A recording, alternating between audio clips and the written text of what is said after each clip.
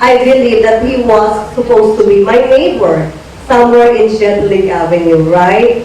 And I was impressed because I believe that all of the teachers in Laguna State Polytechnic University are all professors, diplomate likewise, and they speak spontaneously. And sometimes I'm so scared because facing this very educated professor from this university is really an honor, right? Okay, and now it's your turn for me to interview me this evening, and I felt very, very, very scared. Okay, do we need to sit down? Okay, okay. Oh my God. I don't understand why she's scared. Do I look scary? Because I'm facing all with my friends and some of my advertiser, and we are on live.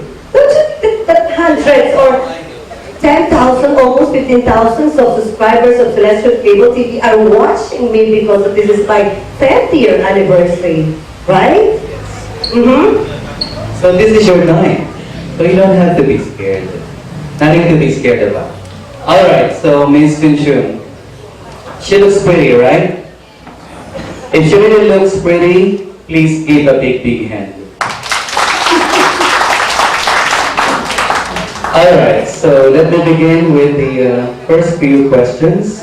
As a matter of fact, I have prepared just 100 questions. No, I'm just kidding, just kidding. So, we have known Chun on camera, right? Bubbly, sweet, and lovely.